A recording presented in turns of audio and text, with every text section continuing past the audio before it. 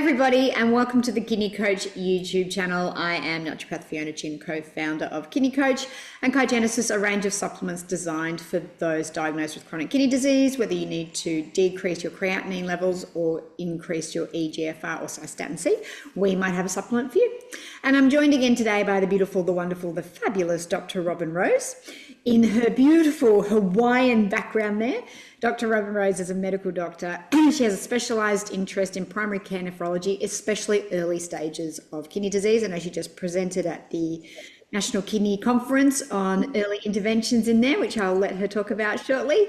She received her family medical training in Santa Rosa, California in the 1990s, and then she has a personal journey with kidney disease from having her own journey with it. She was diagnosed with kidney cancer and then a lowering of EGFR. So she's become an expert in all things kidney, but she has a special love and affinity for the bioregulators, which I do too. We bonded very strongly over our beautiful bioregulators. And if you haven't been watching our YouTube channel, Dr. Rose and I have been working our way through all the different bioregulators for kidney disease, starting with the obvious ones like Pilotax. And today we are talking about, I think, well, it's my favourite bioregulator. I think Pilotax might be yours, Robin, but you can let me know. We are talking about Vilon.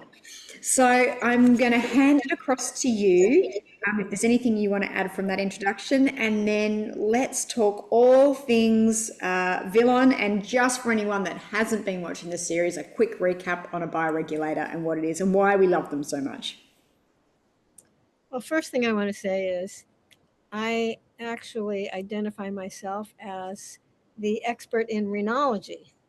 Yes, thank you. Art and clinical science of kidney success, as opposed to nephrology, which, God bless them, are dealing with kidney failure. And I realized that most of us who are living our lives with decreased kidney function aren't failing at all. Struggling sometimes, trying to make better choices all the time, but changing the terminology absolutely changed my mind. And as I can't resist, here's the book cover of my book, which Rhenology Peptides is a concept. And I don't have the book next to me today, but my formatter made us a cup. I love it. And I'll put the link to the book below because it is a wealth of information. And I think I would put Vilon high on my list too. I mean, yeah, you know, bioregulators are tiny. So I do this cartoon where here's a protein, big clump of molecule. Then peptides might be a smaller piece of that big, but the bioregulator, a little tiny piece. And so what that means is that for very inexpensive physiology, it doesn't cost us a lot for these things to get in our bodies, get in our cells. The cool thing is when you can take them orally. Somebody said something like, well, but they'd be broken down in your stomach. They're already broken down to what the stomach breaks things down, and then the body utilizes it. And so, I mean, it's an extraordinary thing. And once they get into the cell, they get into the cell membrane easily. They get into the nucleus, which is fabulous. And then, there's DNA. They get in the DNA. They have some ability to stretch it open and then work with the chromatin, with the DNA, and with histones to fix what life has broken. It doesn't give you different genetics. Whatever you come with, you got that. But what I remember learning in med school that I loved is that every gene has a spectrum of, quote, penetrance. How much is it being expressed?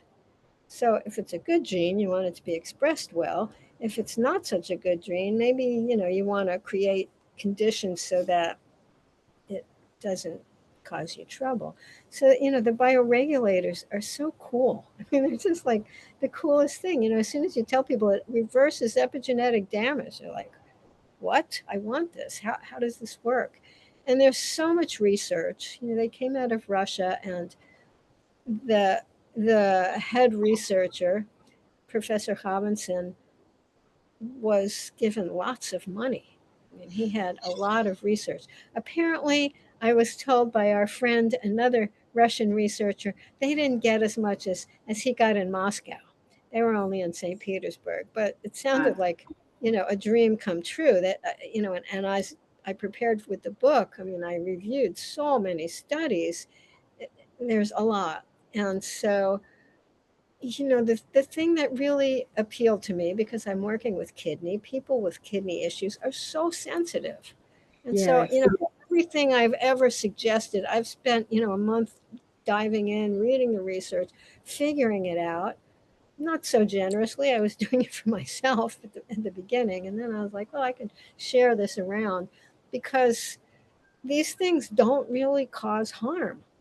I mean, there's always issues. I mean, everybody's physiologically unique, and everything has you can do too much of. But basically, their safety is extraordinary, and so it's really a comfort to me with kidney disease to have something. And what I'm seeing clinically in people is just stunning. I mean, I tell a story about someone locally where I live from whom we get eggs. They're the best eggs on the planet.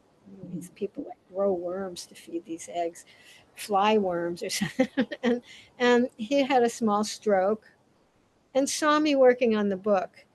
And one day we were like, let's try some. He had recovered, was still working, but was disabled a bit by it.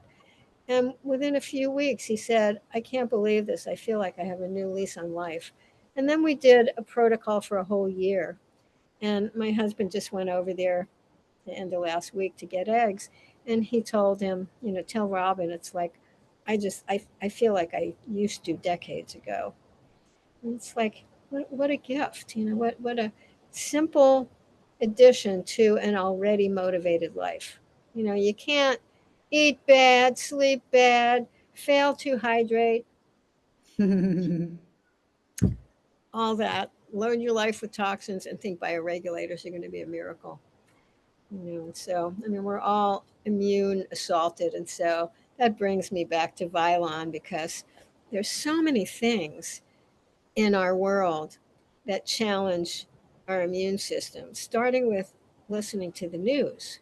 That's a very good example. You know, Listening to the neighbors have a fight, drinking water when you go to a restaurant that wasn't filtered. I mean, there's just so many, so many, so many things, and so the the reality that the thymus can really get supported as we age is such a miracle because I mean I don't know about you in naturopathic education.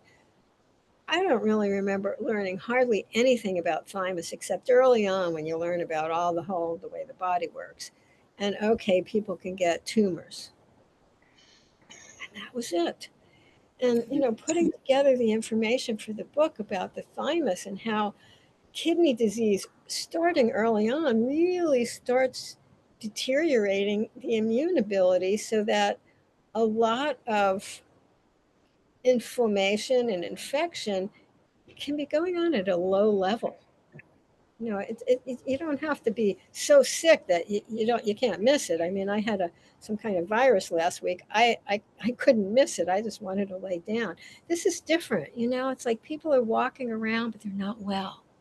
Mm. And I think, that's where, I mean, it's a toss up to me between carnosine and Vilon, but I often use them together. So I almost always, at some point in kidney cases, recommend thymus support. And I like Vilon. I like it in the combination with thymogen, which is another thymus Mm. bioregulator, at a low dose orally, kind of as a whisper in the background of support. And so I actually took notes so I could be articulate and not forget what I'm going to say. I still get stage fright. Can you believe it? I grew up performing in New York, like classical ballet. I was going to say, And you look like a classical ballet dancer. I believe this. I was a child, and I didn't grow up with long legs. And so I got to get out of there. I'm really grateful. It was a wonderful time in my life, and I'm glad I grew up and left. But anyway, I still get stage fright. So, Vilon being the shortest peptide and one of the earlier ones that they found, I mean, it's petite, and it's lysine and glutamate, glutamic acid. And so, what I found today, I was doing a little preparation, was that these two little tiny things are embedded in a lot of very prominent parts of our physiology, of hormones and of immunoglobulins, cytokines, peptide hormones, immunoregulators. And I liked it. It said it's a recognition signal. And so that's something like in the cartoon mind, like these little things like are talking, electrically, and the way their atoms are working. There's communication going on. And somewhat recently, someone made a comment that they were short acting. It's like, congratulations, that's exactly right. And they kind of like go, hey, time to wake up. And then they're done. They can go back to bed then. The process that's going to happen is then initiated. Mm. And so, what I found today is what we're seeing is effects on immunoglobulins that are immune modulators that encourage proliferation. And so, one thing I like people to understand is when these bioregulators get into the nucleus, into the DNA, do this, they actually, there's words for all this, they stretch it open. I like the easy words better. They actually can reclaim production of proteins that are essential to life. And that, with the epigenetic damage that we experience as we go through life, stops. And so things that we need, or maybe, okay, it hasn't stopped, but if you have 40% instead of 96%, you're not going to feel good. And so, as we're seeing this influence on gene expression, it's causing repair of cells. It's helping blood vessels go where they need to go so that nutrients can circulate to the tissues.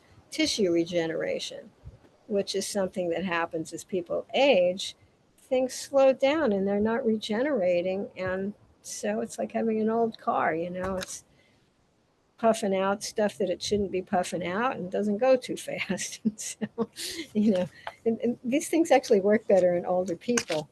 And so what I wrote down is it binds to nuclear chromatin and initiates gene transcription. I like molecular switches causing immune repair and gene repair to program renewed activity. I mean, it's kind of like, what's not to love about this? It's just incredible. Yeah. And so, I looked at what things was it in. TA1, the very familiar injected Thymus peptide. And there's places in the TA1 where there's this KE, it's called, it's the two amino acids. And those places interact with hyaluronic acid. So there's repair going on in cells. The interferons bind to heparan sulfate, again, repair. The the immunoglobulins helping our immune system. I mean, it's so amazing. And so the biggest effects, from what I could gather from all the research, is on immune cells, but also on fibroblasts. And that's really something that, I mean, if you think about kidney disease and we're losing nephrons. So, basically, how do you lose a nephron? A long-term process that first starts inflaming. Okay, maybe the inflammation comes from bad diet, bad bugs in the gut. They slip out and get in the blood and go to the kidney. Ouch. And so that turns into rust, the oxidative stress and damage, and that turns into scars. which kills off nephrons. Can you reverse it? To a point. And then, at a point, there's like, I mean, I've seen this where the momentum of decline is so fast, it's almost like you can't catch people. You probably can, but I see people doing conventional medicine and they're gone. It's over the top. And so the epigenetic modulation of genetic expression in fibroblasts means growth and repair. Yeah, and it decreases concentrations of transforming growth factor beta 1, which is one that I measure in people in kidney disease to see how much fibrosis is there. So because it does that, and that is part of that whole fibrotic process.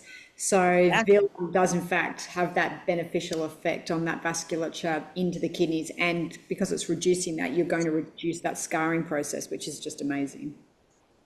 Yeah, it's exactly. I mean, and that was like the first thing that I learned when I first was like, gee, I went to medical school. I had patients with kidneys.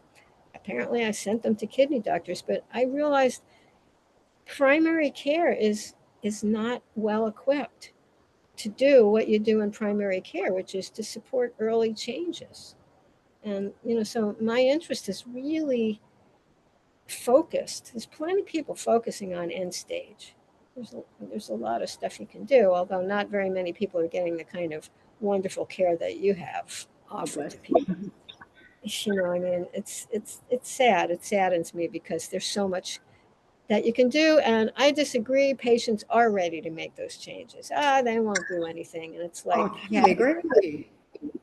maybe we attract those kind of people because as soon as I start telling some folks, all right, the soda's got to go, and you're drinking crappy beer that that has GMOs in it, and you're eating a lot of lunch meat. I mean, whatever, they don't, they disappear. Those are not the people who are going to be attracted to this idea of rhenology. Mm. And yet we're in abundance. I mean, I think there's many people who are like, all right, let me give it to you straight. You have to make the right changes. If you're working with chemicals. I mean, I've had people who had kidney issues with autoimmune disease and just got worse because they wouldn't stop the work they were doing, which was potently toxic. Well, that's exactly right. And it's, yeah, like you mentioned earlier, you can't use peptides and bioregulators to outdo the things that are driving the activity in the first place. And it's interesting you talk about autoimmunity.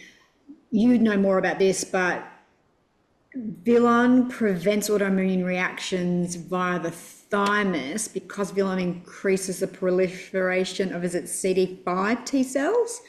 Which is, yeah, and so as well as cytotoxic CD8 T cells, if I'm remembering all my biology right. So that helps to regulate the immune system and prevent autoimmune reactions. And so, and CD8 T cells are some of the most potent antimicrobial cells in the body that come via the thymus gland. And so if you've got Vilon reactivating that stuff, and we know that a lot of autoimmune diseases, especially in my experience, are driven by generally stealth infections. You've got Vilon that's able to, really drive those CD8 T helper cells and reduce those infections. It's really very amazing that way. And what I'd love you to explain for people that don't understand is just how important the thymus gland is, because it's, when we're children, we've got this massive thymus gland that sits, right sort of behind the heart. And then as we get older, it shrinks down to, when we're into our 70s, it's like non-existent, which is why when you mentioned Vilon works very well in an aging population, is because it sort of just brings this gland back to life that we generally lose as we get older. So did you want to just explain in medical terms just the importance of why the thymus gland is so important, and especially kidney disease being a disease of aging, why we might want to bring this thymus gland back to life? Absolutely. I mean, the immune system and the immune cells are guided, and this guides the blood to protect us. And the kidney definitely in its decline will add to thymus decline. So maybe thymus doesn't have to decline so much if other things weren't happening, but there's no fragmentation. All of these these cells are all in communication. They have little messengers going around going, hey, did you hear this? You know what they're doing? I mean, it's like sit and imagine all of this in your body. It's just like busy, busy, busy. And so we have inflammation of the vascular system that's influenced.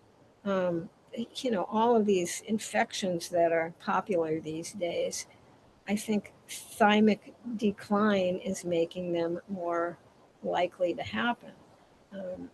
Fibroblast issues, more likely to go astray. The vascular inflammation is an enormous conversation for every disease that you can think of. And with kidney, the kidney is a blob of blood vessels, and it's also a bit of a blob of immunity as well. And so, you know, there's attitudes about aging. Well, what do you expect? And well, that's just what happens when you get old. And I I have never really forgotten the moment when Joe Pizzorno, in a Zoom call that we were having, mentioned that you can't really say kidney declines because of age; it's because of toxins. I mean, I've generalized that to pretty much everything. Whether and infection is in that category to me.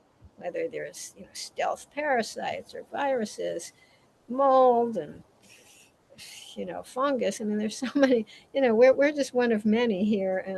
And to live this life that we have, which has a lot of convenience. Wonderful. I mean, look at us. We live in different parts of the world, and here we are talking. And yet it compromises something that most of us don't make up by, physical activity in the dirt and the light, I mean, we're more sedentary and more indoors and eating food that we don't have any relationship with other than we bought it. So it's like all of this influences our immune system. And so that's where I find ongoing thymic support is kind of like ongoing thyroid support. I mean, I've been taking thyroid glandular for years, and I'm glad to. And to add some other glandular support is really wonderful. What I love about the bioregulators is they're so purified. Um, Phil Mikens told me the other day that he's a pharmacist who produces these, the Nature's Marvels, and the the purification process takes several months. So there's a reason they're not, cheap. Like, hey, why don't you just go to the butcher and get some liver? That's cool, and there's nothing wrong with that. With kidney disease, I'm not like screamingly encouraging people to do animal foods, but on the other hand, to purify off some of the irritating, inflaming pieces of that, and what you have left is like the real action. And and so, whether it's autoimmunity, where you need balancing, kidney declines, the thymus to some extent. And so, one of the things that I remembered was that it's oncostatic. Why is Yep. that interesting to me? Well, there was a study that said it decreases pre-neoplastic changes in the kidney. Mm-hmm. Thank you. I want that. I had Yes. kidney cancer. Yeah. Had being the very important piece of that. And so, it can be used with chemotherapy, making it even work better. Yes, I was going to ask you about that one. I've read those studies where it makes chemo even more effective and sort of sits along beautifully next to it. And that's something that I like about the bioregulators, actually, is that they are um, complementary to pharmaceuticals. Mm. So, it's not an either or. There are times when people do need medications. They're wonderful when they're placed as mindfully as we do with nutrients. I mean, there's a place in the world, and we're finding out some of these meds are what they were marketed for isn't what they're actually best at. And It's fun to figure this stuff out. The other thing that I love about Vilon is it enhances digestive enzymes. Yes, it has a very potent anti-aging effect inside the GI tract, right? That's part of its anti-aging. I mean, that's the other thing that Violon's very good at is, along with epithalon, it's one of the major anti-agers. It's those two together are the most potent. So all Fun. the biohackers out there, it's one that, you know, is super effective. But yes, with an absolute affinity for GI tract and increasing that, which I thought was fascinating. Placebo in particular. I Yeah. saw a number of studies, but it helps transport in the intestine. So Mm. to move things along, it helps assimilation of nutrients. And it's like, wow, okay. It helps the small intestinal barrier, which is the action. And it's not something we monitor too much. I mean, you and I know about SIBO. There are many physicians who they, maybe they heard of it, but it's not a proactive thing. The other thing that's really cool, along with the digestive enzymes, is it helps with low stomach acid. Very good for our aging population, right? Which, we And call them, both of those go down. yes, we call them the tea and toast brigade, where people start to, in Australia, at least in the UK, where people start to eat lots of tea and toast because their digestive enzymes get so low. And so, again, with an aging population, Violon is so amazing at that because of how it supports that. I suspect that's part of its sort of anti-aging profile, but it's very cool. What else have you got for me? Like, I just love this one. No wonder this is my favorite bioregulator. Well, mucosal changes in CKD Mhm. um, leads to circulatory insufficiency, and in fact, there's vascular benefits with it as well with Vilon. Um, the gastrin is improved, and so, I mean, I actually take a capsule with each meal that is betaine hydrochloride and digestive enzymes. It's a combination. Just take it at the beginning of a meal. And Vilon basically does both of these things, and I love that. I mean, I love that. Talked about the immune modulation and activation of T helper cells. And the other thing I wanted to mention is the CD4 to CD8 ratio can Yeah. get messed up in CKD. And in fact, I mean, I did um, some longevity testing. Oh, it's with Bill Lawrence's bioregulator study, and freaked out because I had done a lot of AIDS medicine back in the 80s. And so those labs are like going, and my CD4 to CD8 ratio looked like an AIDS patient. I freaked out. Wow. Yeah, I mean, totally like, oh my God, this is crazy. So does CKD mess you up? Yeah. By the way, my GFR went from 30, which was post cancer nephrectomy, currently 68 with one kidney. So I like people to know that because yeah, I mean, I've been like serious. Nothing was going to go in my mouth unless I knew exactly what it would do to me. And it takes that. It's like, if you don't want all of the allopathic medications, get serious. Mean it. You got to mean it, and you got to love yourself doing it as well. Chromatin gets unrolled and ribosome genes get improved. It activates silenced genes. That's what we were talking about before, but only Yeah. the ones that are supposed to be not silent. The genes that are supposed to be silent, it leaves them alone. I just find that that alone was why I fell in love with vinyl. I'm like, wow, you can unsilence genes that shouldn't be silenced because chromatin remodeling happens as we get older and it condenses. That's part of the aging process and part of senescence, right? And correct me if I'm wrong, this is how I understand it. We get this chromatin gets tighter and tighter and it's this senescence aging thing. And then Violon unravels it, will unsilence DNA that will enhance the organism, but it will not touch DNA that has been silenced because it should be to enhance the overall expression. It it is selective. How it does that, no idea. But I just find that, you might know, I just find that No, it's a with supplement. two amino acids, like my brain goes kapow. Like I just, what does that? I was running a training to doctors on Vilon, as you know, like a couple of weeks ago, and I'm like, is anyone else as impressed as I am about this? Like I could just talk about that over and over again. Like, hello, is there anything else that you know that does this? I don't. Like that's amazing. Well, I mean, there are a lot of things that can be bioregulatory. I think I have a chapter, a part of my book about what bioregulation really mean. Most things that we know in our modern pharmacopoeia just come and go, bam, Mm, like an antibiotic. Okay, it's great. When you really need an antibiotic, it is from God. On the other hand, whammo, you have a lot of side effect. Things die that you didn't want to die, and so this is really a homeostatic. It's like wow, it's stunning. And yeah, on my list is senescence with epitalin. Studies were done, and it remediates cellular senescence. So, what that means, I don't know if people really understand senescence. It's like a cell gets injured and then it's still eating, but it isn't doing what it's supposed to. And then it starts making cytokines. I mean, some of them are useful.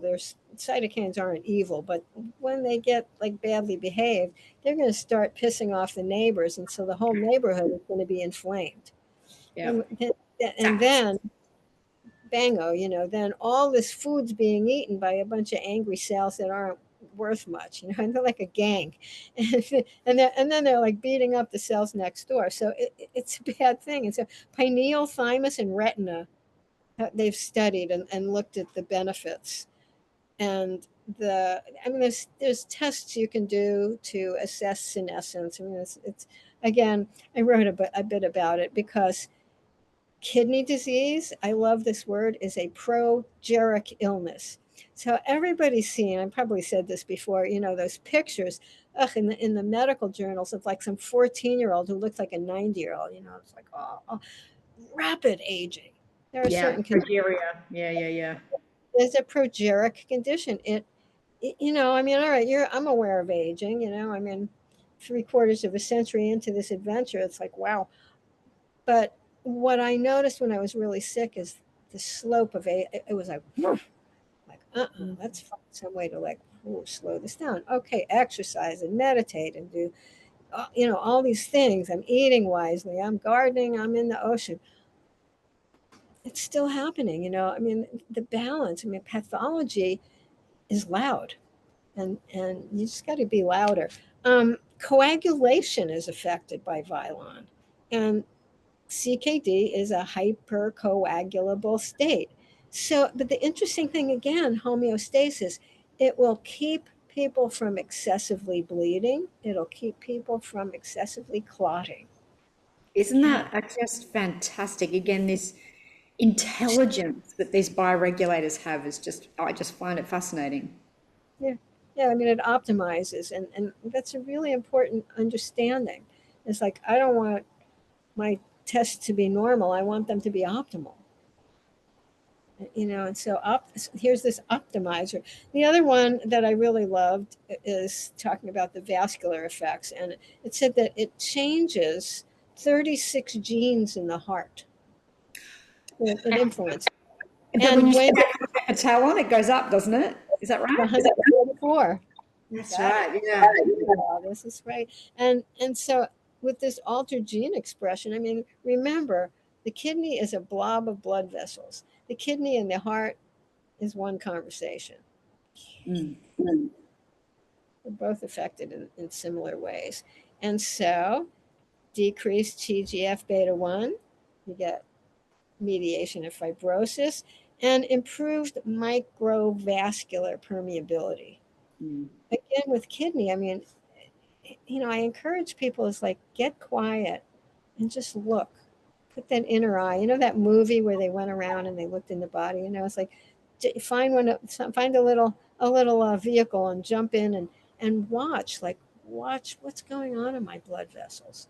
Use your imagination. I mean, looking at pictures, look up pictures. What does a blood vessel look like? Okay, but we're all familiar. It's like the brain is watching, and I can be aware of like what do I need to know about that is more frail that I can then enhance. And that's I have these long conversations with patients. I'm a blabbermouth, and find out where is that frailty, and that's where we place stuff. Mm. That's the biohack to do. I mean, to really ask your inner higher self to tell you, what do I need?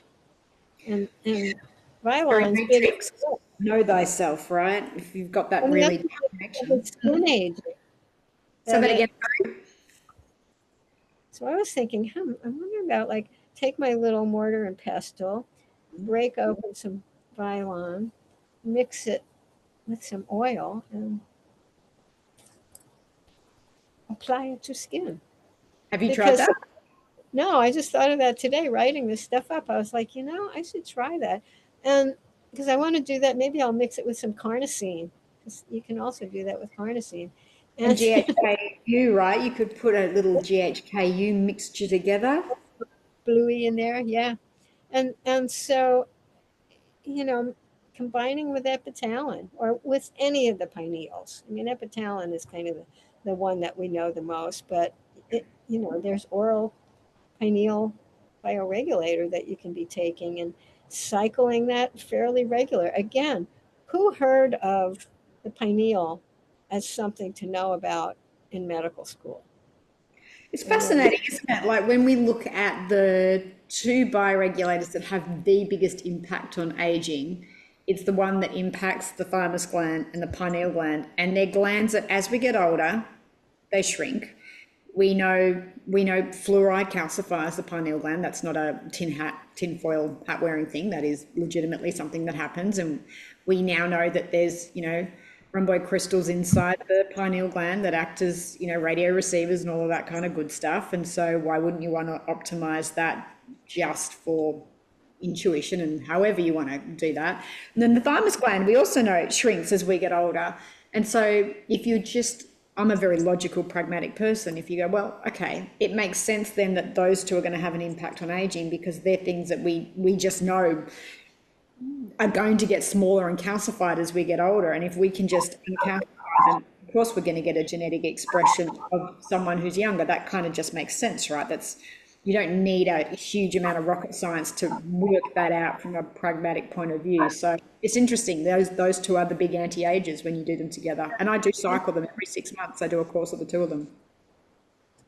I love that. Oh yeah, yeah. I mean, I think it's my dogs are commenting about life here. Very woof. Many opinions, and we were talking before about dosing, and at one point I read something. The the fibroblast effects are best at very low doses, like in Interesting. nanograms or picograms even. Oh, really? That's small. I The haven't done standard dose is about, I think it's 10 milligrams over 10 days, right? A milligram a day is the standard island dose. And I was saying to you before we hit record, I just had a patient go through it who was a Borrelia.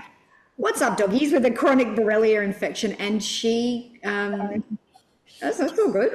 She had not a reactivation, but she had some of these old symptoms pop up, and the shoulder that was frozen, that had been fixed, became frozen again, and it was like this homeopathic proving of going back through stuff. And I did wonder about the chromatin unraveling and whether we were getting sort of a homeopathic sort of thing. So I found that interesting, and I was at a small dose, so I'm going to take her on an even smaller dose. But yeah, it was really fascinating to see what happened, and it was only the Vilon was the only thing that had changed. We had Cardilaxin before that with no issues. So I'm like, almost sounds like this homeopathic reversal proving. Let's go at an even lower dose and see how you go. I know, that's really curious. I'm sorry, the three dogs go off, and I'm having trouble paying. Could you quiet the dogs? Life in the tropics. So yeah, We're away so that our landscape doesn't get eaten. So I don't know if you found that when dosing with Vilon, whether you have any reactivation, because I know that's something that I'm very mindful in when I'm using something like Thymus Alpha 1. I'm very mindful that, especially someone with past chronic infections, especially for whatever reason, Epstein-Barr, I see it get reactivated, even in low doses of Thymus Alpha 1. And you said something really interesting to me before we hit record, and I'll let you say that again, is that, oh no, I think you said it at the beginning, that these KAs or whatever it was that you were talking about is expressed inside the most alpha 1, and Vilon is acting on that and sort of all that interferon. So it makes sense to me now after understanding that Vilon could have that same sort of reactivation. But yeah, so I generally, instead of using something like Thymosin Alpha 1, I've been using Thymulin or Vilon, but now I'm seeing Vilon potentially in my and this was a very sick, I'm talking a 15-year chronic long Borrelia infection, has only just sort of gotten out of bed, bedridden. So, she just said she got a mild fever and started to feel sick. And so we've stopped Vilon, we've moved on to BPC, and we'll go back to Vilon in an even smaller dose. But yeah, I found that interesting. So I'm now in the back of my mind thinking I will treat Vilon a little bit like I do Thymosin Alpha 1 in my chronically infectious patients and go even lower dose. I was humbled with TA1 with thymosin alpha 1 in a Crohn's patient. It's like, oh goodness. Um, short-lived bother, but still, I was a little bit alarmed and used too much. The dose was too high, and so I haven't seen that in the community that I work in, which, like I said, I mean, I'm tending to, although not entirely, work with people who are, going, oh my God, I've just found out, and what can I do? So more and more, more stage 4 people have been reaching out to me, and I think it's a time when you can still really do fluid reversal, readily. The people that I work with who are more advanced, it's harder. I admire that you guys are doing that because they're sick people. I mean, and I'm tenuous at putting things in, but I read recently that bioregulators don't harm advanced kidney patients. I've just had an EGFR come on at 3. So I'm contemplating life and what I do there. But resistant high blood pressure seems to be the young person, in their 20s. So, but bioregulators are exactly where I've started, because I know that's safe, and you and I spoke about like things like pile attacks, like really frequently dosing it at obviously we don't inject that. It's not really an injectable kidney that is easy to get. So using those along with things like Vesigen and Cardilax, and then trying to bring down blood pressure. But yeah, they for me, they're the places to start, bioregulators, to try and get that foundation. And obviously all the stuff we talk about, diet and all those sort of things, you can't shortcut that stuff. But yeah. Yeah, look, we'll see. I've never had an EGFR that low, so I'll let you know how that goes. But we have had Yeah, people on dialysis. spoke So with somebody the other day who's on dialysis, and he's very motivated to do whatever he can. And it was actually a physician asking me to do a consult, and then along came a patient and his mom, who was fabulous, and she's so educated, and so I'm optimistic for people. I mean, and remember that the study from Marios Curiasis' little wonderful book, The Bioregulator Revolution. yeah, He has a case that I actually borrowed from him into my book. I became friends with him. Um, he didn't remember details, but there was somebody who was at the point of beginning dialysis, advanced. As far as he said in the case, all he added was Pilotax, was the kidney bioregulator, and he got his GFR up to 60. that's amazing. Hallelujah. But when he stopped, it started dropping again. So he kept on. And I had asked at that point, so can you take it continuously? And he said, well, if you don't have any side effects. And I said, really, I haven't seen any. And he's like, no, neither have I. It makes you wonder with that one, doesn't it? Like you fix everything, and obviously you still need the bioregulator that's working very deeply on that epigenetic expression. And then I do wonder whether, just how big a role that epigenetic expression is playing in a patient like that to need the continual sort of pile attacks. But yeah, it's so fascinating, isn't it? Like, Well, I yeah, mean, my thought was if if he got up to 60, but then started to decline, what else? yeah, Maybe we're missing the driver there, aren't we? thyroid as well. I mean, what was the diet like? Well, the whole story. I mean, people Mm. often ask me, well, should I use this? And I'm like, well, let me look at your labs. Let me look at the whole picture because it's really like, a tapestry each time. It's a unique weaving. And the funny thing is, the next time I'll talk to somebody, it's a little bit of a different tapestry. Maybe I recognize it, but, and so it seems so simple. And yet, we're all used to it. I have a headache. Here's an aspirin. I have a cold. Here's antibiotics that I didn't need. I mean, we're so used to the easy fix, and yet, with chronic illness, it's like there are pathways generating abnormality, generating cytokines, inflammatory molecules, things still going on. Is there a toxin that the person's exposed to? So they've done a lot, their body's adapted, but when you stop doing the lot, are those processes still happening? Well, it's back to the treat the person, not the disease cause, not effect, which is, what we live by. But if you're not doing that, then you have to be on something forever, which is not the ideal scenario for people, or for anyone if they're really looking at true healing. Yeah, exactly. And how do we ever know? I had this whole conversation with somebody yesterday, a physician in another country. So I think it was his morning, and I was headed for bed talking about hormesis. And I loved learning about hormesis. Hormesis basically means everything nasty except for lead. A little bit of it actually encourages health and well being.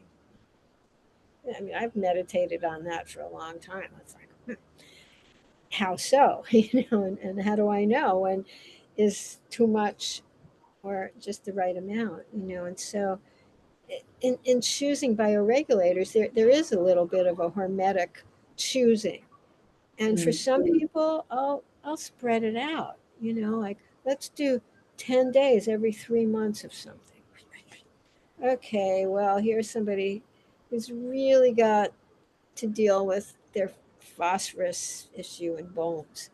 Okay, I might like go, let's add, kidney and blood vessel and parathyroid, but do that for say 6 weeks, and then have another conversation and look at it, and so there's really a lot of creativity that's educated, intuitive creativity.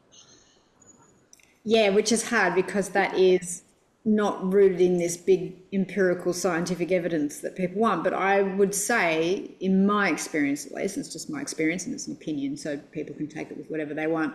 I think that's what makes people like you and I good practitioners is I am science backed but highly intuitive. You get a feel about what a person needs, and I never ignore that.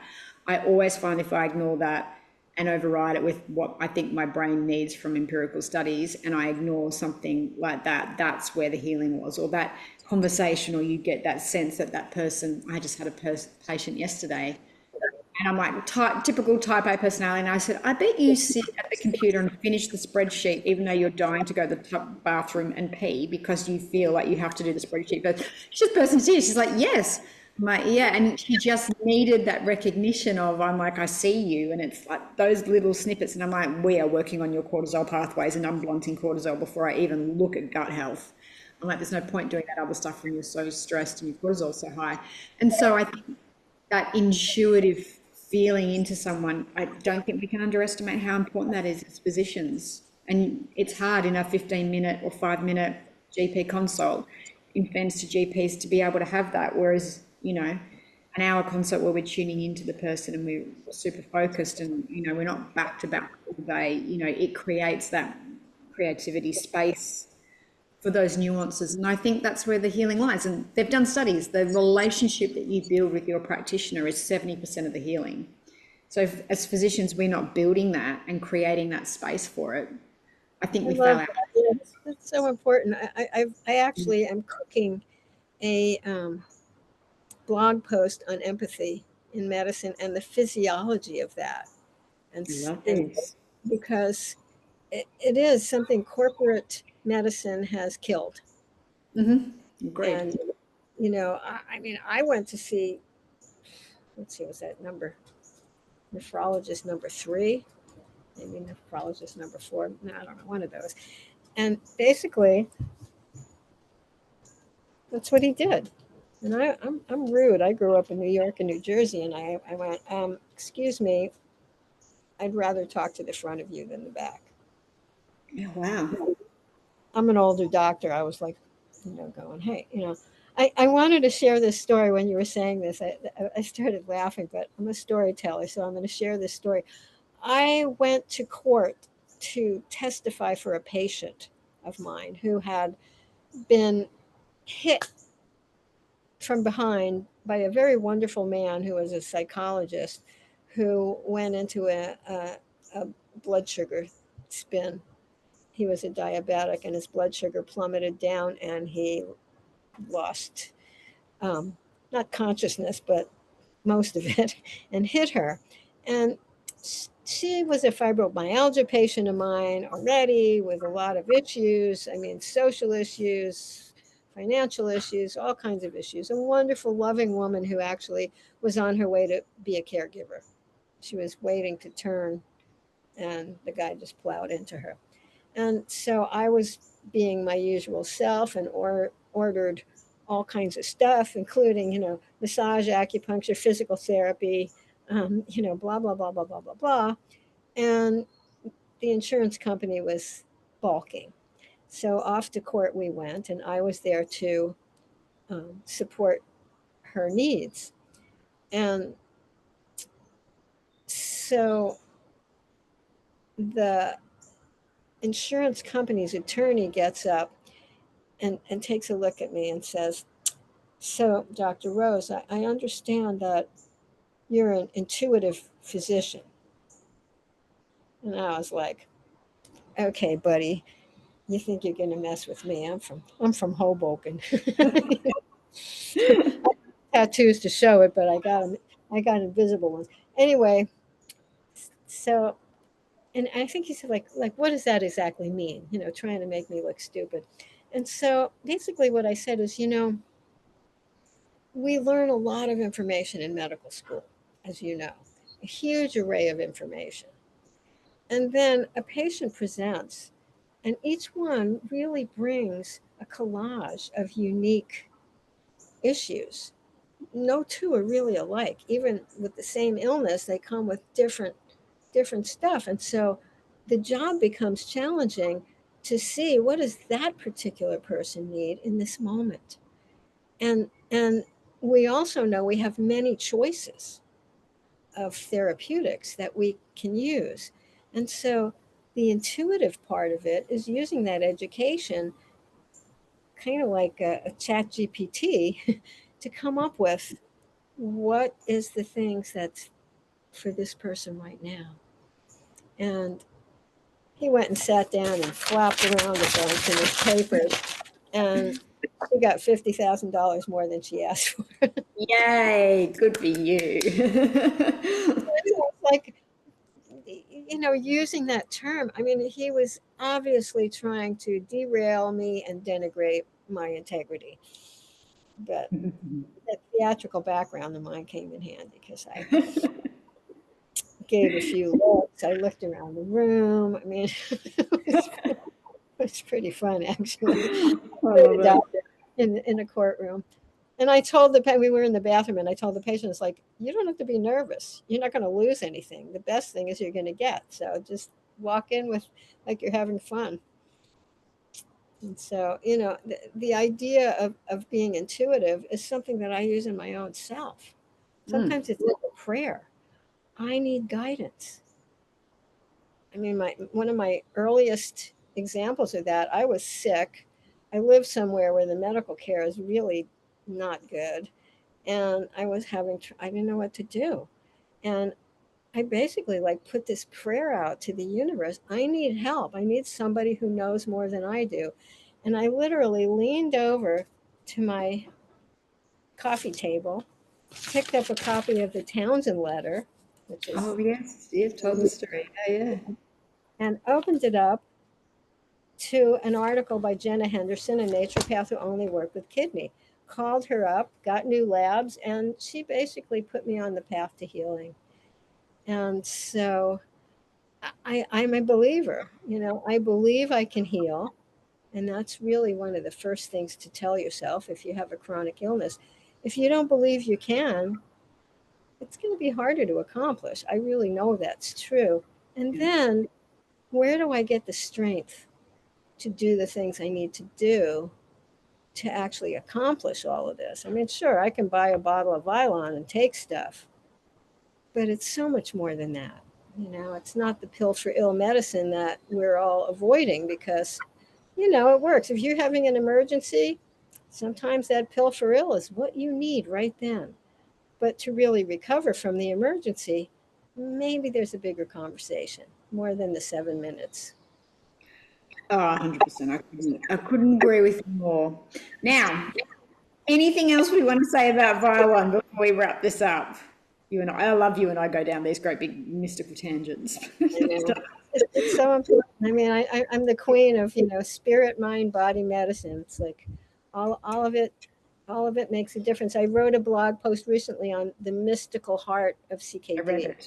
It was beautiful. And it inspired me. That was because I was sick and we were going to do one of these podcasts and I thought we were going to do it on heart and I ended up writing this when I was sick and it was supposed to be about Vilon. So I think Vilon is something to really keep in mind, um, unless you're really ill, like Fiona said. I think it's a gentle addition.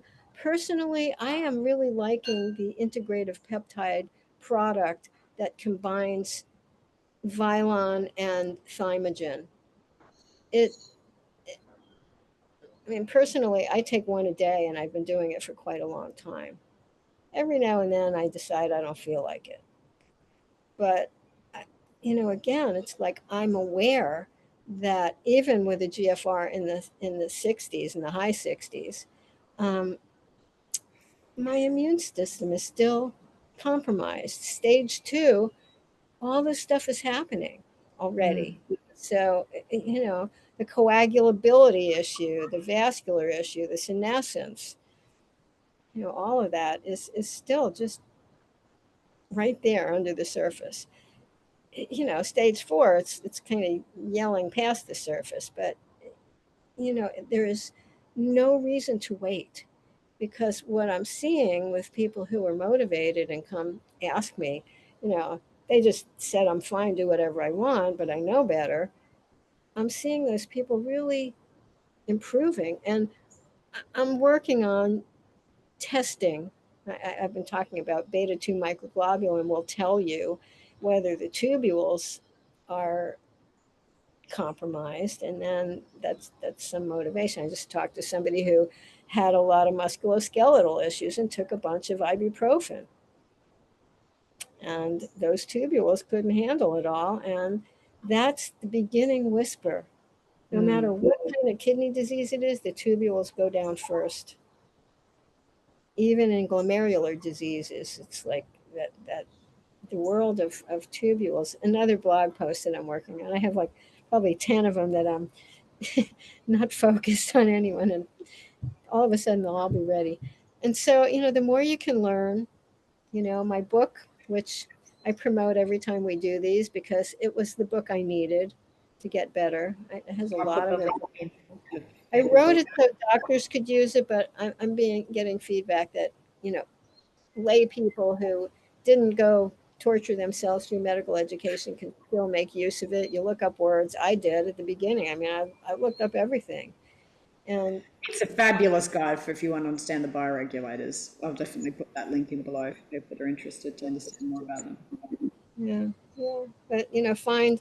I, I mean, I'll take extra sometimes when I'm exposed to somebody whose kids are sick. Mm-hmm. I'll just pop another capsule or two. I mean, you can be creative with these because rarely, Mm. not never, but rarely is there really a problem with it. If you have autoimmune disease, be more cautious, because even though this is a homeostatic tool, life's imperfect. Yeah. Yeah, well, that's the first time I've really seen a reaction from it. So I'm going to hold it in a bit more reverence. But it's definitely one I've got autoimmune disease and I've not had a reaction to it. And I take it in the bigger doses and I inject Again, it. it may be her uniqueness. Yeah. So, Maybe something in her body that we just can't know all of the possible things that happen. I mean, no, no, imperfect and unpredictable. exactly. But yeah, no, it's definitely one of my favorites. So I will put in Dr. Rose's website details below. You can order her book off her website, and she's posting these beautiful blog posts. Definitely worth jumping on there and having a read. Did And you you? can subscribe so that when I get around to popping one out, you'll know about it. And there's a way to contact me. Lots of podcasts whenever I've done these, which I've done quite a few, all of ours. And each conversation is kind of unique. If I talk to a GI doc, it's like, oh, let's talk about the GI aspect of kidney because it's important to understand it's a root cause of a lot of things that go on in the body. It affects every part of you. There's a relationship and an axis, the kidney eye axis, the kidney pineal axis, the kidney ear axis, the kidney throat axis, all of it. It's a huge conversation. And it, again, I'll reiterate, love yourself, be gentle to yourself, be disciplined, but be kind. I love that. It's a beautiful way to end it. Dr. Rose, thank you. Make sure that you hit subscribe and like on our podcast and YouTube channel as well. That way you'll get notified anytime we put up new content. And if you want to know more about what we do, head to www.kidneycoach.com. You'll find us on socials under the same handle. Dr. Ribbon Rose, always a pleasure. We'll be back to talk about probably the heart bioregulator next. I thought we'd done it, but I'm just thinking we did blood vessels and then the parathyroid and the bone marrow. So we don't think we have done heart. So we'll do that one next. Nice. Perfect. Yeah. Thank you for being part of our community. We look forward to seeing you next time, Dr. Rose. Thank you again. Bye. Aloha.